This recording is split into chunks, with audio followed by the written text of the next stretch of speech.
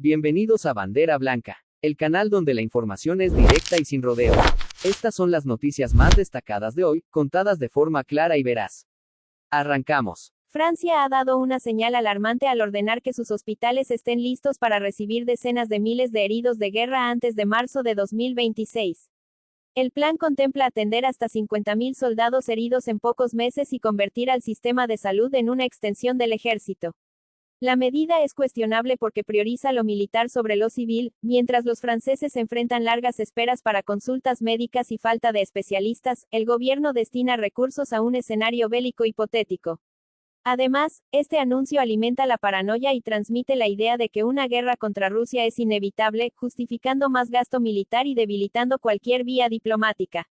En la práctica, la salud pública corre el riesgo de transformarse en un instrumento de propaganda, desviando fondos de necesidades urgentes hacia simulacros de guerra. Francia debería invertir en reforzar su sistema sanitario para pandemias, crisis climáticas o problemas cotidianos de sus ciudadanos, en lugar de preparar quirófanos para miles de heridos de un conflicto que aún no existe. Preparar hospitales para la guerra no es proteger a la población, es empujarla a la lógica del miedo. Lejos de fortalecer a la nación, esta política solo acerca a Francia al abismo de una confrontación que podría evitarse.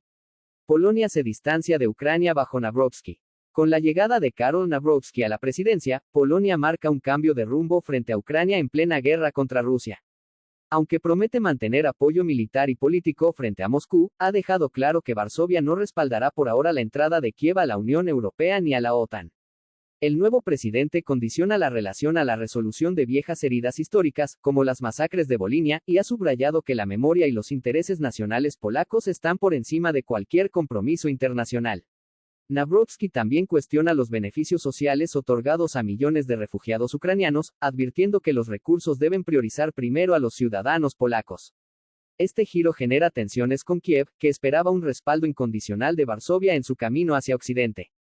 Con un discurso nacionalista y soberanista, Nawrocki no rompe con Ucrania, pero sí le da la espalda en los temas clave de integración europea y apoyo social. El resultado es claro, Polonia ya no es el aliado firme y sin condiciones de Ucrania. Bajo Nawrocki, se convierte en un socio estratégico pero calculador, que mide cada paso en función de su propia agenda interna, aun cuando eso signifique enfriar la unidad de Occidente frente a Rusia. China concreta meta petrolera con Venezuela. China y Venezuela han sellado un acuerdo histórico en el lago de Maracaibo. La empresa privada china Concord Resources invertirá alrededor de $1.000 millones en un contrato de 20 años con PDVSA. El objetivo es reactivar dos campos petroleros que hoy apenas producen unos 12.000 barriles diarios, pero que podrían llegar a 60.000 barriles por día hacia fines de 2026. El proyecto ya empezó. El 4 de septiembre llegó al lago la plataforma flotante Alula, que servirá para reabrir cerca de 100 pozos. La producción se dividirá entre crudos ligeros, destinados a PDVSA para mezclas internas, y crudos pesados que se exportarán principalmente a China. Para Venezuela, este acuerdo representa una inyección de capital y la posibilidad de incrementar sus exportaciones, en momentos en que su infraestructura petrolera está deteriorada y sus ingresos golpeados por sanciones. Para China, significa asegurar un suministro estable y reforzar su presencia en América Latina, en medio de un tablero geopolítico marcado por tensiones con Estados Unidos. Aunque la meta es ambiciosa, persisten dudas sobre la capacidad de Venezuela para sostener este ritmo, la infraestructura dañada, los riesgos ambientales en el lago de Maracaibo y la incertidumbre política podrían limitar los resultados. Sin embargo, si el proyecto logra avanzar, marcará un punto de inflexión tanto en la relación sino-venezolana como en el mapa energético global. Vuelta a España marcada por Palestina. La Vuelta a España 2025 quedó marcada por la fuerza de las protestas pro-palestinas.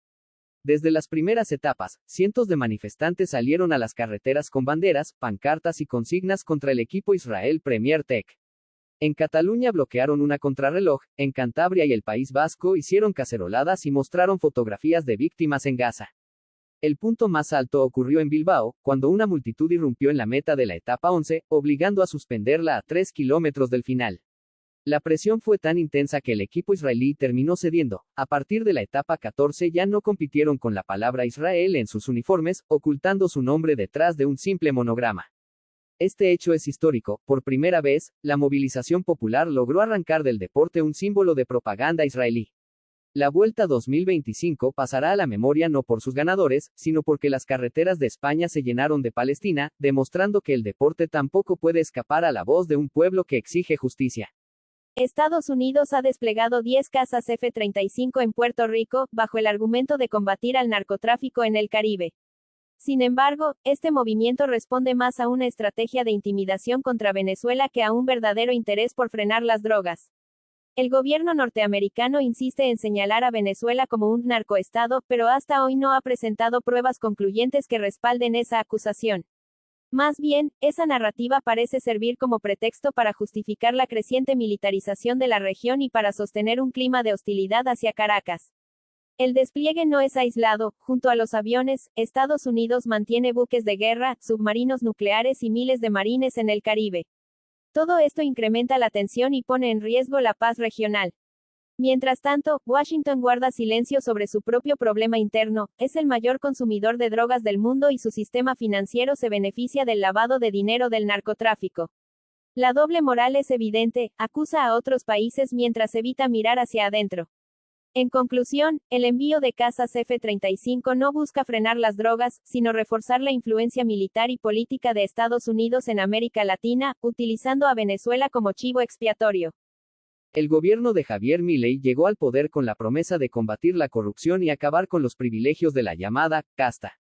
Sin embargo, hoy está hundido en un escándalo que golpea en lo más alto del poder. Su propia hermana, Karina Milei, está señalada como parte de un esquema de sobornos en la compra de medicamentos para personas con discapacidad. Audios filtrados revelan cómo laboratorios pagaban comisiones ilegales para asegurarse contratos con el Estado. De ese dinero, un porcentaje habría terminado en los bolsillos de Karina Milei. Lo más grave es que se trata de un área sensible, medicamentos para quienes más lo necesitan, convertidos en botín político. En lugar de dar explicaciones, el gobierno eligió victimizarse. Milei habla de complots, de operaciones mediáticas y judiciales, de conspiraciones contra su gestión. Pero lo cierto es que la corrupción no se inventa, los audios existen, las denuncias están presentadas y la indignación social crece. El discurso anticorrupción que Milei utilizó para llegar al poder se desmorona. Prometieron transparencia y ejemplaridad, pero lo que vemos es el mismo viejo guión: negocios oscuros, excusas baratas y un pueblo otra vez traicionado. Mientras a la gente se le pide ajuste y sacrificio, desde arriba se reparten sobornos. Y esa es la peor muestra de cinismo, un gobierno que se decía distinto, pero repite las mismas prácticas de siempre. El 7 de septiembre de 2025, Rusia lanzó el mayor ataque aéreo de la guerra, desplegando más de 800 drones y varios misiles contra Ucrania. Aunque la defensa aérea logró interceptar la mayoría, la magnitud fue abrumadora. El golpe más simbólico fue en Kiev, donde el edificio principal del gobierno, sede del gabinete de ministros, quedó seriamente dañado e incendiado. El ataque dejó varios civiles muertos, entre ellos un bebé, y decenas de heridos. Barrios residenciales en la capital y en ciudades como Odessa, Kryvyi Rih y Kremenchuk también fueron alcanzados, dejando hogares destruidos y afectando infraestructuras esenciales. Este bombardeo masivo representa una escalada clara. Moscú buscó demostrar su capacidad para golpear el corazón político de Ucrania y desgastar su sistema de defensa aérea. Para Kiev, es un golpe psicológico y político, pero también una señal de resistencia, ya que la población se movilizó de inmediato para contener los daños y apoyar a los afectados. El presidente Zelensky pidió con urgencia más sistemas de defensa aérea y sanciones más duras contra Rusia, mientras la comunidad internacional evalúa su respuesta. Este ataque marca un punto crítico en el conflicto, mostrando que Moscú está dispuesto a cruzar nuevas líneas y llevar la guerra a un nivel más agresivo y peligroso. En las elecciones provinciales de Buenos Aires, Javier Milei sufrió una derrota contundente que marcó un antes y un después en su proyecto político. La provincia más grande y decisiva del país le dio la espalda, dejando en claro que los argentinos comenzaron a darse cuenta de que su propuesta libertaria fue más un espejismo que una solución real. Las promesas de terminar con la inflación, recuperar el poder adquisitivo y acabar con la corrupción nunca se cumplieron. Por el contrario, la economía siguió deteriorándose, la pobreza creció y los salarios quedaron por el suelo. A esto se sumó un estilo de gobierno basado en insultos, confrontación y decisiones improvisadas, lo que generó hartazgo incluso en quienes lo apoyaron al inicio. El escándalo de corrupción en su entorno terminó de desnudar la contradicción más grande: el presidente que juraba barrer con la casta, terminó pareciéndose demasiado a ella. El resultado en Buenos Aires fue un claro mensaje: Argentina ya no quiere ser laboratorio de experimentos económicos ni víctima de discursos vacíos. El pueblo habló en las urnas y dejó al descubierto que Milei, lejos de ser el salvador que prometió, terminó siendo un fraude político. El primer ministro de Japón, Shigeru Ishiba, presentó su renuncia tras menos de un año en el cargo. Su dimisión fue consecuencia directa de las derrotas electorales que sufrió su partido, el Liberal Democrático, perdiendo la mayoría en ambas cámaras del Parlamento. La presión interna se volvió insostenible, líderes influyentes del partido exigieron su salida para evitar una ruptura mayor y un eventual voto de censura.